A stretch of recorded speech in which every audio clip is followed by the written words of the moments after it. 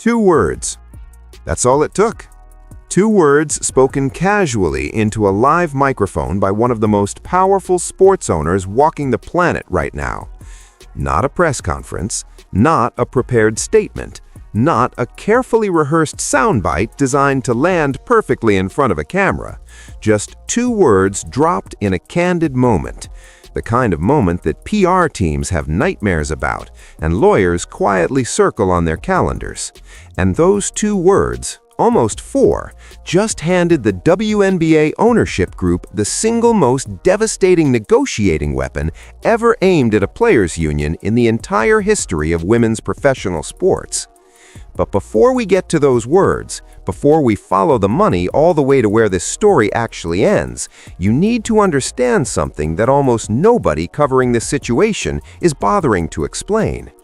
The celebration you are seeing right now, the social media victory laps, the press releases, the union leadership stepping in front of cameras with enormous smiles, that celebration is real. The money is real. The milestone is genuinely historic. Nobody is disputing any of that. What is being carefully avoided, what is being quietly scrubbed from the mainstream narrative before it gets uncomfortable, is the question sitting directly underneath all of that celebration. Not whether the money exists. The money clearly exists. The question is where it came from. Because the answer to that question does not just complicate the union's victory lap, it fundamentally dismantles the entire argument they are planning to walk into the 2026 collective bargaining negotiations with. And the owners already know it. They have known it since the moment the revenue numbers started coming in. They have been sitting on this information patiently, letting the celebration happen, letting the checks get written, letting the social media cycle run its course, because they understand something about negotiating leverage that the union's public messaging has completely overlooked.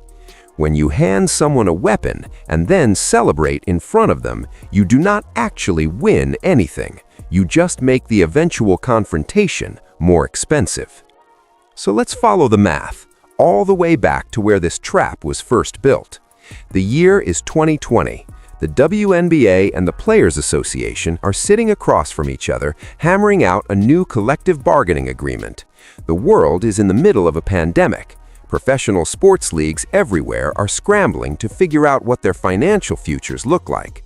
Attendance is gone, sponsorship dollars are evaporating, broadcast deals are being renegotiated under conditions nobody had ever modeled before. And in the middle of all that chaos, the 2 sides agreed to something that most financial analysts immediately dismissed as a throwaway concession. Buried inside the new CBA was a revenue-sharing trigger. The mechanics were spelled out explicitly. Players would receive 50% of incremental revenue, but only if the entire league hit a very specific compound growth benchmark. That target was 20% annual growth every single year, compounded, starting from the 2019 baseline. Every single year, compounded for 5 straight years, in a league that had been running as a subsidized financial black hole for nearly 30 decades, in a league where nobody was buying jerseys in meaningful volume, in a league where merchandise revenue was so anemic it barely registered as a line item worth discussing in serious financial conversations. The people who wrote that clause on the ownership side understood exactly what they were doing. They were offering the union a piece of something they were privately certain would never exist. It is a classic negotiating maneuver. You give the other side a conditional promise that sounds generous on paper, knowing the condition will never be met. The union gets to tell its members it secured revenue sharing. The owners get to avoid actually paying revenue sharing. Everyone walks away from the table looking like they won something, except one side actually won, and one side got handed a very expensive piece of paper with a trigger that was never supposed to go off. Financial analysts who covered women's professional basketball at the time were blunt about the odds, not privately optimistic and publicly cautious, genuinely, straightforwardly blunt. The consumer demand for WNBA merchandise did not exist at the level required. The product had been professionally managed for nearly 30 years without generating the kind of organic fan investment that drives merchandise sales at scale. 20% compound annual growth was not just ambitious, it was the kind of number that gets thrown into a contract when one side wants to appear generous while remaining financially protected. That was the CBA of 2020. That was the foundation on which everything that followed was built. And then something happened that nobody in that boardroom had modeled, something nobody in the analyst community had predicted, something that would take that phantom clause and turn it into the most consequential piece of contractual language in the history of the league. Indianapolis happened. To understand what Indianapolis means in this context, you need to understand what the WNBA's financial reality looked like before it. Not the league's stated ambitions, not the optimistic projections that get published in press releases around All-Star Weekend. The actual numbers, the ones that tell you what consumers were genuinely doing with their money when given the choice to invest in women's professional basketball. From 2016 through 2019, across 4 full seasons of professional basketball played by talented athletes competing at the highest level of their sport, the entire WNBA generated a grand total of $280,000 in group licensing revenue. 4 years, the entire league, every team, every player, every jersey, trading card, licensed product, and branded piece of merchandise across 4 complete seasons of professional play. $280,000.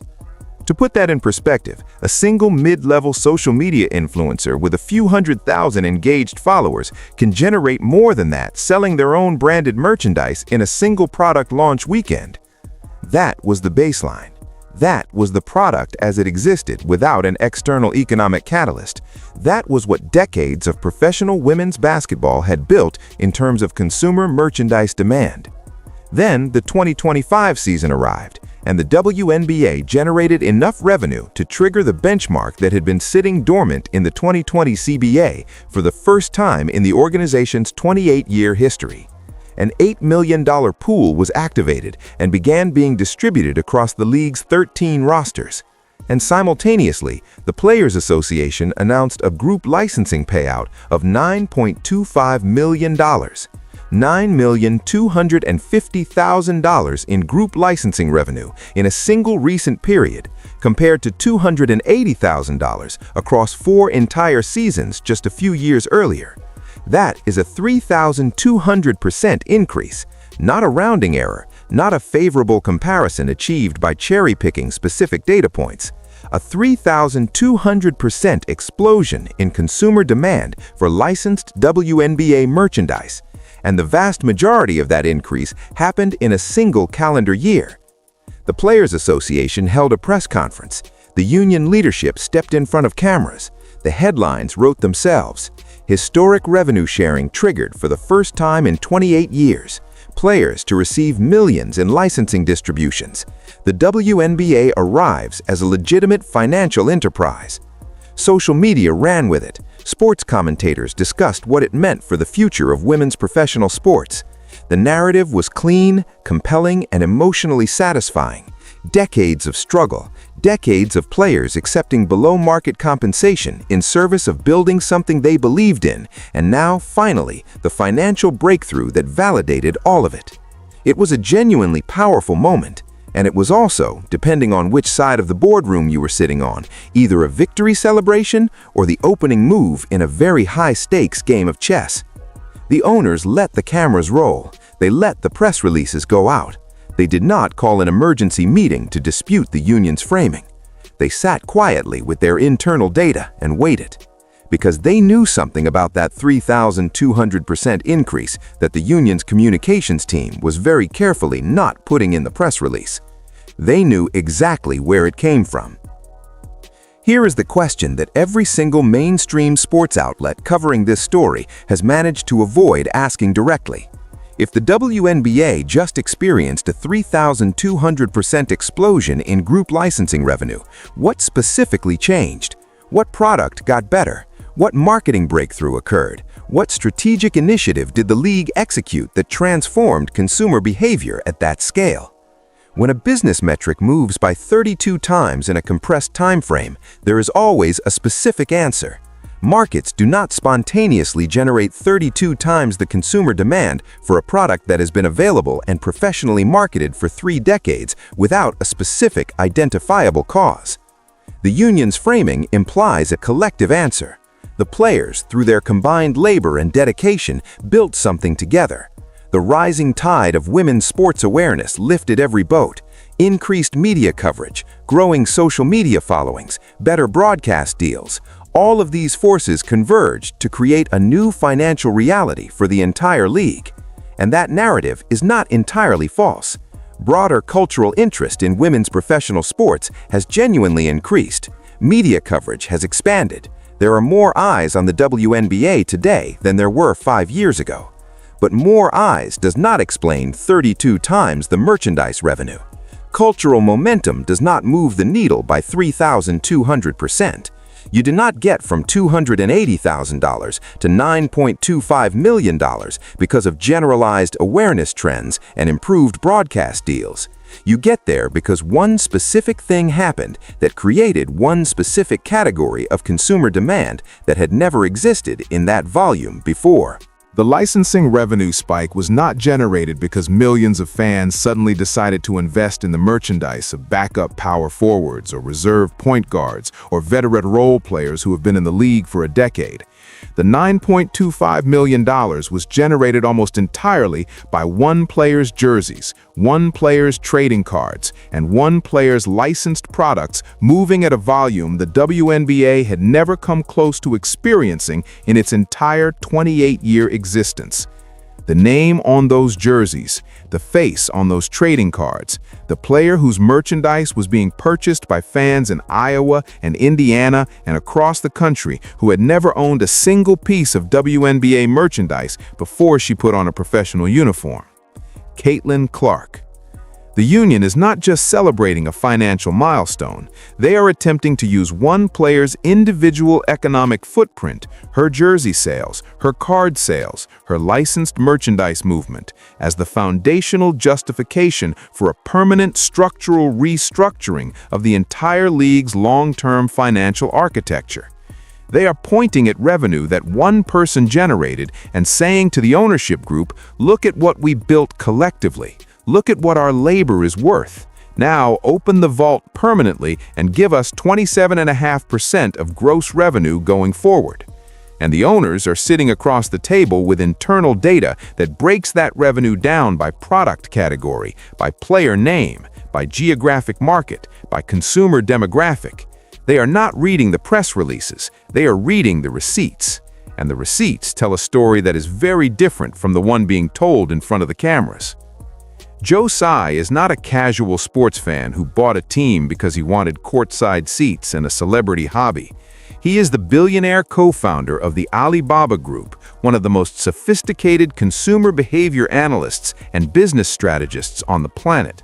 His entire professional career was built on one specific skill: looking at data about what consumers actually do with their money and identifying exactly where value is genuinely being created versus where value is being assumed or projected. He did not stumble into owning the New York Liberty through some lucky opportunity or vanity investment. He made a calculated, strategic decision to acquire a professional women's basketball franchise based on a specific analysis of where the market was going and what the asset could be worth under the right conditions. When a man like that speaks into a live microphone about financial metrics, he is not being reckless. He is not making an offhand comment that he will walk back in a prepared statement the next day. He is being precise. He is saying exactly what he means because he is the kind of person who has spent decades choosing words with the same care that other people spend choosing investments. His exact words, confirmed and publicly available: viewership, ticket sales, sponsorship, everything went up almost 4 times since Caitlin Clark entered the league. Almost 4, not almost doubled, not significantly increased, not substantially improved, almost 4 times. A 4 times multiplier on viewership, a 4 times multiplier on ticket sales, a 4 times multiplier on sponsorship revenue. Everything. confirmed publicly by a primary team owner using internal league data that he has direct access to as one of the most financially invested people in the organization. Let that land for a moment, because the union's entire bargaining position for 2026 rests on the argument that the league is experiencing historic collective growth that every player contributed to through years of dedication, labor, and sacrifice. The 27.5% gross revenue demand is built entirely on that premise. But Tsai just testified, on record, with publicly available data backing him up, that the baseline product of the WNBA as it existed in 2023 still exists. It did not grow organically through collective labor and dedication. The 4 times multiplier above that baseline has a single name attached to it. He said it clearly, he said it publicly, he said it on a microphone. And every person sitting at the 2026 bargaining table has already heard it. The owners are not going to bring Tsai's comments to the negotiations as an aggressive opening salvo. They do not need to. The comment is already in the public record. The data backing it up is already in the public domain. Viewership numbers are tracked independently. Ticket sales figures are verifiable. Sponsorship deal values are reported. The union already knows what the data shows. The question is not whether the ownership group can prove their argument. The question is whether the union can construct a counter-argument that holds up when the receipts are sitting on the table. And the answer to that question becomes significantly more complicated when you look at exactly what the union has already committed to doing with the money that was generated. The $9.25 million licensing pool is not being split exclusively among the players who are currently active in the WNBA. That would be complicated enough given the conversation about where the revenue actually came from. But the distribution mechanics that the union has outlined go considerably further than active roster players. The union intends to distribute that licensing pool across more than 250 individuals. That number includes players on active 2025 rosters, which makes straightforward sense. It also includes players who have already retired from professional basketball. And it includes players who have been released from their contracts entirely. People who currently have no affiliation with any WNBA team whatsoever are scheduled to receive direct deposits of up to $50,000 each from this pool. Think carefully about the precise mechanics of what that means in practice. A fan in Iowa or Indiana or anywhere else in the country opens up their laptop or walks into a sporting goods store and purchases a number 22 jersey. They are making that purchase because they want to wear the jersey of a specific player they are passionate about watching compete. That transaction generates retail revenue. That revenue flows through the licensing structure into the union's group pool, and a portion of it then travels directly into the bank account of someone who has not stepped on a professional basketball court in years and has no current relationship with the league that generated the sale. The union calls this model sharing in the growth. They frame it as honoring the players who built the league through lean years when the money was not there, who sacrificed financially to keep women's professional basketball alive when it would have been easier and more financially rewarding to pursue other opportunities. And that framing has genuine emotional resonance. There is a real argument to be made that players who spent careers in the league during its financially difficult decades deserve to benefit when the league finally reaches a moment of genuine commercial breakthrough. But the ownership group is not evaluating that argument through an emotional lens. They are evaluating it through the same lens Tsai applies to every business decision he makes. And through that lens, what the union has constructed is a mechanism that takes wealth generated by specific, identifiable consumer demand for one individual and redistributes it to people who created none of that demand. A fan buying a number 22 jersey is not expressing collective appreciation for the history of women's professional basketball. They are expressing a specific preference for one specific athlete. The money trail from that transaction is not ambiguous. It is not open to interpretation. It goes from the consumer's wallet to the licensing pool to a distribution that includes people who had nothing to do with the consumer making that specific choice. The ownership group did not need to construct this argument. The union constructed it for them. And when Tsai's comments confirmed publicly that the 4 times multiplier belongs to one player, the distribution model the union chose to implement became the single most powerful exhibit the owners could ever bring to the 2026 bargaining table. You built a system that takes her revenue and distributes it broadly. We understand why. But you do not get to then argue that the revenue was generated broadly and therefore justifies a permanent restructuring of the financial relationship between players and owners across the entire league. That is the argument waiting at the 2026 table, and it gets even sharper when you look at who specifically is in line to receive those $50,000 deposits. The 2024 WNBA season was one of the most intensely scrutinized in the league's history, not because of a championship race or a historic performance or a landmark broadcast deal. It was scrutinized because of the visible, documented tension between a rookie who arrived with unprecedented commercial attention and the veteran players who had been in the league long enough to feel that their contributions were being overshadowed by a single newcomer's arrival. The tension was not quiet or behind the scenes. It played out publicly, on courts, in post-game comments, in social media interactions, in the kind of hard fouls that send a message beyond the basketball play itself. Veteran players were explicit about their perspective. The attention, the cameras, the sponsor dollars, the media access, they felt it was disproportionate. They had built something through years of playing in front of small crowds for compensation that required many of them to play overseas in the off-season just to maintain a reasonable standard of living.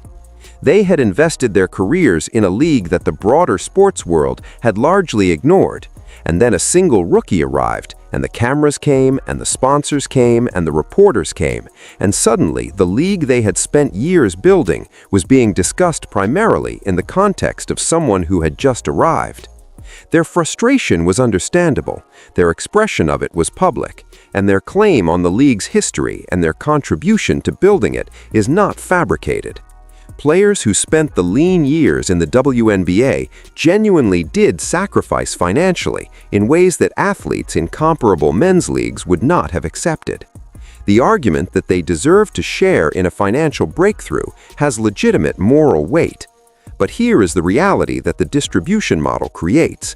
The veteran players who spent the 2024 season most vocally questioning the media attention surrounding Caitlin Clark, the players who committed hard fouls to make a point, who demanded that the league and its coverage respect the veterans who had paid their dues, those are precisely the players now waiting on licensing distribution deposits that were funded by the sale of her merchandise.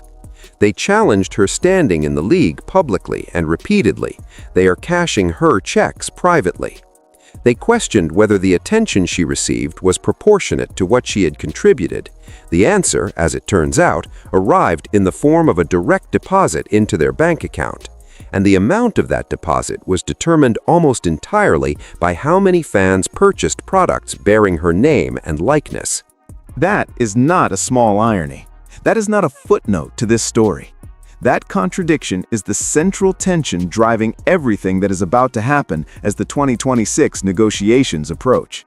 Because it illustrates with complete precision exactly why the two sides of this argument cannot reach a comfortable middle ground simply by pointing at the dollar figures and saying the system worked. The union's model required a collective framing, because without it, the individual player whose commercial value generated the revenue would have a compelling case for a fundamentally different financial arrangement.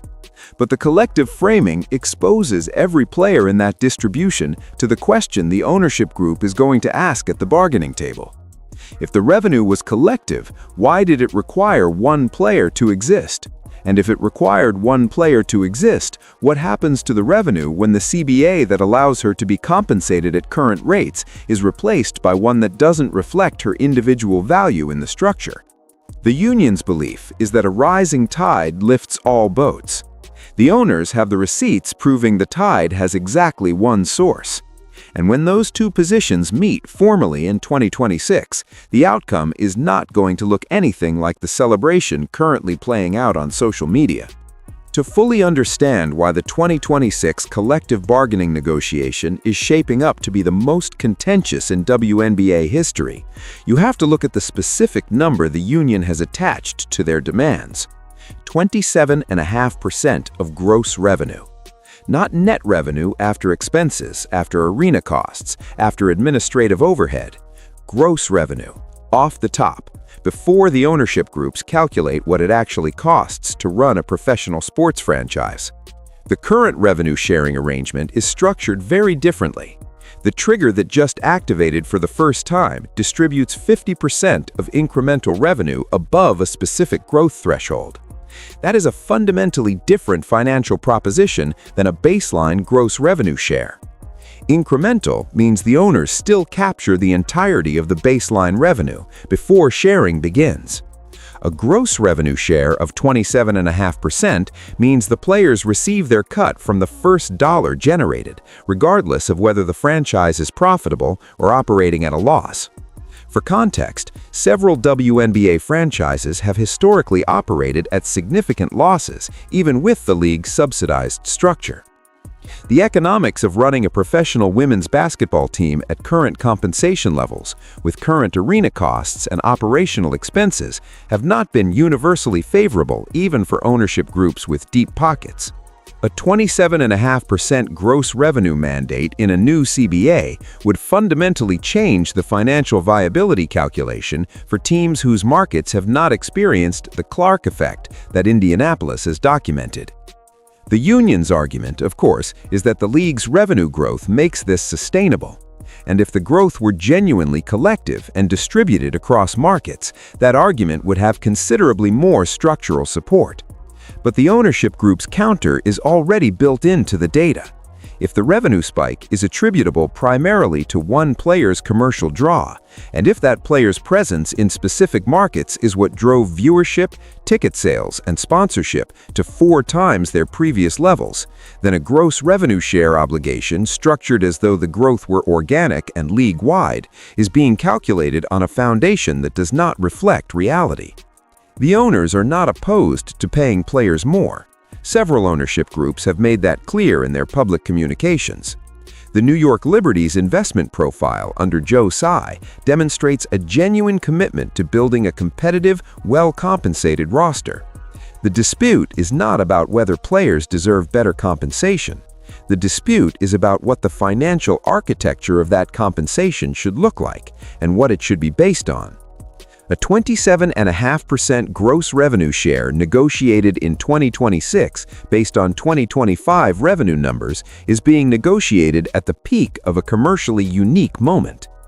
The ownership group's position will be that locking in a permanent structural commitment at peak numbers when they can demonstrate that the peak was generated by one player's specific commercial draw creates a long-term liability that the underlying league economics cannot support in markets and seasons where that specific draw is absent.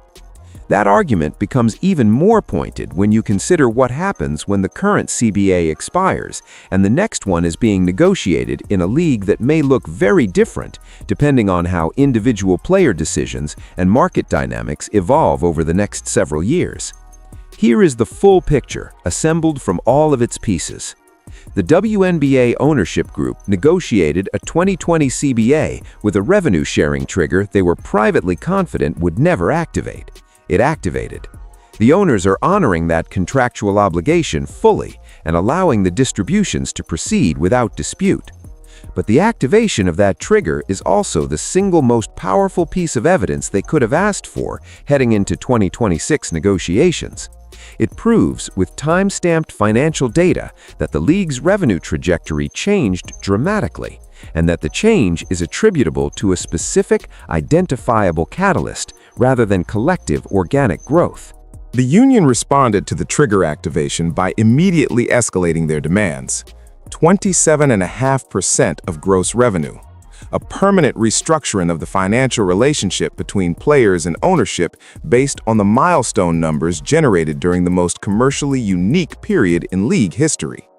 They brought the story of collective sacrifice and collective achievement to the bargaining table and pointed at the revenue numbers as validation. Tsai responded by speaking into a hot microphone. Almost 4. Everything since Caitlin Clark entered the league. That statement is now in the permanent public record. It is backed by independently verifiable data. It was spoken by one of the ownership group's most financially sophisticated and analytically rigorous members. It cannot be walked back. It cannot be reframed. And it hands every ownership group at the 2026 negotiating table a publicly documented, owner-verified counter-narrative to the union's collective achievement framing. The union built a distribution model that redirects revenue from one player's commercial success to more than 250 people, including retired and released players. That model was designed to demonstrate the value of collective licensing rights. It inadvertently demonstrated the precise opposite. It showed that the ownership group can point to specific transactions, trace them to specific consumer demand, and show exactly how a collective distribution model is being funded by one individual's commercial footprint. The veteran players who publicly challenged Caitlin Clark's position in the league are now receiving licensing distributions generated by her merchandise sales. That is not just an irony. That is a documented, publicly discussable illustration of exactly the argument the ownership group plans to make about why a permanent gross revenue share restructuring based on current numbers is not justified. Every piece of this puzzle was assembled in public. Every data point is verifiable. Every statement is on the record. The ownership group did not have to do anything except let the union make its moves and wait for Tsai's microphone to be live. And now they are sitting across a very large boardroom table with all of it in front of them. Calm, prepared, not scrambling, not panicking, waiting. The 2026 collective bargaining negotiation is not going to look like a standard labor dispute between a professional sports league and its players' union. The typical dynamic in those situations involves an ownership group that needs to conceal its internal financial data and a union that is working from publicly available numbers and projections. The leverage gap is usually significant but manageable through coalition building, media pressure, and the credible threat of a work stoppage. This negotiation is different because the ownership group's core argument has already been made publicly, voluntarily, by one of their own members, without any of the strategic ambiguity that usually characterizes owner communications during CBA talks. Tsai did not calculate the 4 times number and share it because he was being careless. He shared it because it is accurate, because it is verifiable, and because having it in the public record before negotiations begin is strategically valuable for a negotiating party that wants to establish a factual baseline before the union's framing can take hold. The union's options are limited. They can dispute the 4 times figure, but they are disputing a statement made by a primary team owner using internal data that is supported by publicly available viewership, ticket sales, and sponsorship metrics. They can argue that the growth, wherever it originated, benefits all players and therefore justifies a collective share. But they are making that argument against the backdrop of a distribution model that literally takes one player's merchandise revenue and sends it to 250 people. They can threaten a work stoppage, and that threat may carry real weight if the membership is unified and committed. But a work stoppage in a league where the dominant commercial draw is a specific player creates asymmetric risks that a work stoppage in a larger, more commercially diversified league does not. The ownership group's counter to the 27.5% gross revenue demand will likely come in 2 forms. First, a significantly lower gross revenue percentage, possibly structured with performance thresholds that only trigger at growth levels that have been historically associated with specific market conditions rather than league-wide trends. Second, and more significantly, a push for individual player market value provisions that would allow star players whose commercial draw is demonstrably responsible for revenue generation to negotiate outside the standard salary scale. That second provision is the one that would fundamentally restructure the union's collective bargaining power in ways that go far beyond the current dispute about the 27.5% demand. If the union accepts individual market value provisions, they are acknowledging that collective licensing and collective revenue sharing are not the right frameworks for a league where one player's commercial footprint dwarfs the rest of the roster.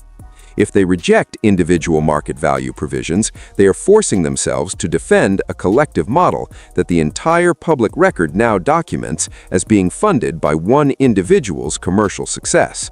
That is the trap. It was always the trap. It was built in 2020 with a phantom clause that nobody believed would ever fire. It was confirmed when the clause fired and the ownership group saw exactly what data came with it. And it was handed its most powerful weapon when Tsai spoke into a microphone and gave the ownership group's entire 2026 negotiating position in 2 words, almost 4. There is one more layer to this story that has not been addressed in any mainstream coverage of the WNBA's revenue milestone, and it is the layer that determines whether this financial moment becomes the foundation of genuine long-term growth or the peak that the league looks back at from a more complicated future. What happens to the WNBA's revenue numbers without the specific commercial catalyst that generated them? This is not a cynical question. It is a financial planning question that every serious business in the world asks when its revenue is concentrated in a single customer, a single product, or a single market dynamic. Concentration risk is one of the most fundamental concepts in financial analysis. When a large percentage of your revenue comes from one source, the question is not whether that source is valuable. Obviously, it is valuable. The question is what your business looks like if that concentration shifts. The WNBA has made genuine progress on multiple fronts that existed before 2023. Broadcast deals have improved, expansion has continued, investment in team infrastructure and player development has increased, new markets are coming online. The league is not a one-player enterprise in terms of its operational structure and its long-term growth strategy, but the revenue numbers that are now being used to justify a permanent restructuring of the financial relationship between players and ownership were generated during a period of concentration that has no historical precedent in the league's existence. The ownership group is acutely aware of this. Their refusal to accept a permanent gross revenue share structured around current peak numbers is not simply a negotiating tactic. It reflects a genuine financial planning concern about what the 27.5% commitment looks like in seasons and markets where the specific concentration that generated the current numbers is absent. The union's position is that the league has crossed a threshold of commercial viability that will sustain growth even under different market conditions. The ownership group's position is that the evidence for that claim does not yet exist, and that locking in permanent financial commitments based on a concentration-driven peak is not responsible financial management. Both positions have legitimate foundations. Neither position is going to yield easily, and the gap between them, as it currently exists, is wide enough that the most serious outcome of all, a work stoppage before the 2026 season, cannot be dismissed as an unlikely edge case. The math has already been done on both sides of the table. The data is not in dispute. The interpretation of what it means for the league's financial future is where the two sides are separated by what may be an unbridgeable distance in the current negotiating environment. Something has to give. The only question left, the only one that actually matters heading into the most consequential negotiating moment in the WNBA's 28-year history, is who blinks first. The owners have the receipts. The union has the leverage of a work stoppage threat. The player whose commercial footprint sits underneath all of it has not yet said publicly what she thinks the right outcome looks like. And the fans who generated every dollar of this historic revenue milestone by purchasing a jersey or a ticket or clicking on a broadcast are waiting, probably without realizing it, to find out whether the financial argument about who deserves credit for their spending is going to cost them a season of professional basketball. The celebration was real, the money was real, the milestone was genuinely historic, and the trap underneath all of it was built 5 years ago by people who understood exactly what they were doing. The only thing left to find out is whether the union understood it too.